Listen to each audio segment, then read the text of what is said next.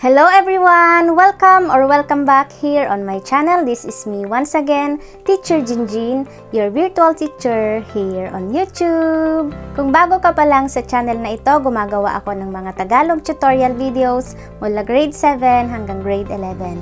Kung interesado ka, please like, subscribe at i-click mo na rin ang notification bell para ma-notify ka kapag may bago akong upload na video. Just keep on watching!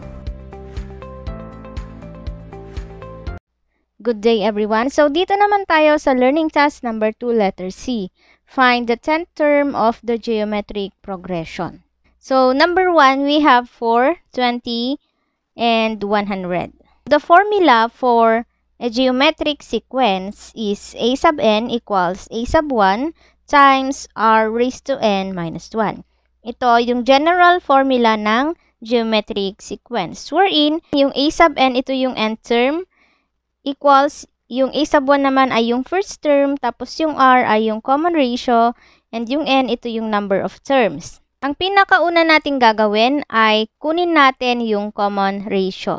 Ang common ratio ay matatagpuan kapag dinivide natin yung succeeding term sa kanyang preceding term. So, 20 divided by 4 is equal to positive 5. Or, 100 divided by 20 equals positive 5. So, ang R natin or yung common ratio natin is positive 5.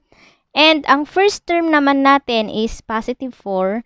And then, ang N natin is 10 kasi yun yung hinahanap, yung 10th term. So, ang hanapin natin is A sub 10. Alright? So, by substitution, that is A sub 10 equals, ang first term natin is 4 times ang common ratio natin is 5 raised to ang n natin is 10 minus 1. So, maglagay tayo ng dyan, parenthesis. And then, simplify. A sub 10 equals 4 times 5. And then, 10 minus 1 equals positive 9. Ngayon, ang ibig sabihin nito ay imumultiply mo yung 5 ng 9 times. Pwede kayong gumamit ng inyong mga cellphones, ng inyong mga scientific calculator. Pero kapag wala, kailangan yung imultiply yung 5 ng 9 times. Pindutin lang natin yung 5, tapos yung may exponent dyan, pindutin natin yung 9, and then ang lalabas na is A sub 10 equals 4 times 1,953,125. So, 9 ito. And then, multiply natin ng 4. So, times 4 equals, ang 10th term natin is 7,812,500. So, this is now the 10th term of the geometric sequence. Next, number 2, we have 4, negative 8, positive 10. So, tingnan natin kung geometric sequence ba ito by dividing the succeeding term to its preceding term. Negative 8 divided by 4 is equal to negative 2. And then, 10 divided by negative 8 is equal to negative 5 over 4. So, hindi sila equal, meaning to say, itong number 2 is not a geometric sequence. Okay? Then, another one, we have number 3. We have negative 3, positive 9, negative 27. Again, iniibahan ko yung mga given upang sa ganun ay subukan ninyong isolve yung nasa modules ninyo. Alright? So, kunin natin yung common ratio kung meron. 9 divided by negative 3 equals negative 3. Negative 27 divided by positive 9 equals negative 3. So, meron silang common ratio na negative 3. And then, ang first term natin ay negative 3. And then, ang n natin is 10 kasi 10th term naman yung hahanapin. And then, hanapin natin yung 10th term. So, ang formula natin, a sub n equals a sub 1 times ratio, common ratio, raised to n minus 1. So, that is a sub 10 equals, ang first term natin is negative 3 times ang common ratio natin is negative 3 raised to 10 minus 1. Simplify, a sub 10 equals negative 3 times negative 3 raised to 9. So, ngayon, kunin ulit natin yung calculator natin. Kapag ganito, negative yung nakuha ninyong sagot, maglagay kayo palagi ng parenthesis. So, maglagay ng parenthesis, negative 3, and then exponent is 9. So, that is equal to negative. So, a sub 10. So, a sub 10 equals negative 3 times negative 19,683. Negative 19,683 times negative 3, so may negative 3 yon, is equal to 59,049. So, this is now the 10th term of the geometric sequence. Positive. Alright? Number 4, we have 5, negative 2, 4 over 5. So, kunin natin yung common ratio niya. Negative 2 divided by 5 equals negative 2 over 5. And then, dito naman, so, calculate na lang natin. 4 over 5 divided by negative 2 equals negative 2 over 5 din. So, ang common ratio natin is equal to negative 2 over 5.